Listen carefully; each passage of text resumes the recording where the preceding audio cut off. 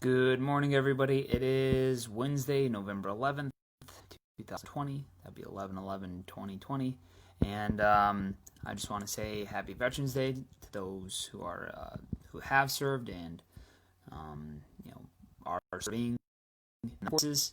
I know that there's a lot that goes into that decision, and that is not an easy field. And for those that have been deployed, just it's indescribable, and people like me will never know or understand. And so just thank you for your service there.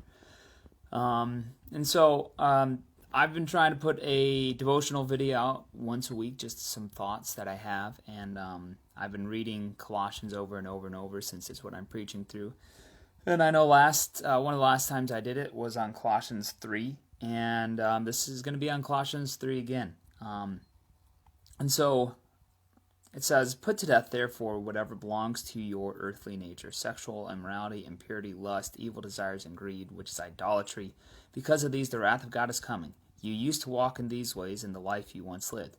But now you also must rid yourself of all such things as these: anger, rage, malice, slander, and filthy language from your lips. Do not lie to each other, since you have taken off your old self with its practices, and have put on a new self, which is being renewed in the knowledge of the image of its creator. Here there is no Gentile or Jew, circumcised or uncircumcised, barbarian, Scythian, slave or free, but Christ is all and is in all." It goes on from there and states what we need to have instead. And my 2 cents for today really makes me think about how it's been a long year. And a lot of disappointment, a lot of frustration, starting in March for a lot of people. And I know a lot of us are worn thin. And I just want to make a statement about how a lot of people, a lot of us, a lot of myself, don't view ourselves as angry people. Yet at the same time, maybe our anger comes out in different ways. Passive aggressive, expecting something from someone without them actually being told.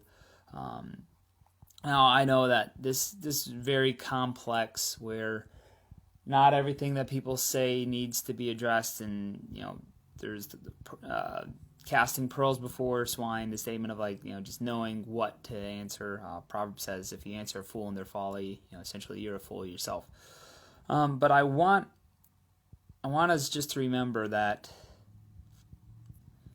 if we're having a hard time loving someone and not being angry towards them in their actions and in their words, as a Christian, we're called to clothe ourselves with compassion, kindness, humility, gentleness, and patience. Now, this goes into workplace environments where you expect a coworker to have done something, and are you above reproach in how you're handling them? Or a family member says something.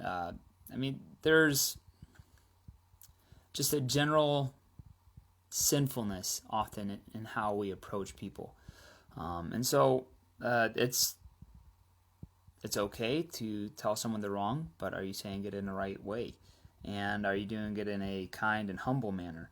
But I also just want to say there's a way to talk about people that you disagree with without slandering them and without filthy language. And so right now, on Veterans Day 2020, as a Christian, I'm asking, are you reflecting on how you speak and how you act? And are you willing to hold yourself accountable? And whenever you find yourself doing something that is passive-aggressive, are you going to apologize to the person that you're being passive-aggressive towards?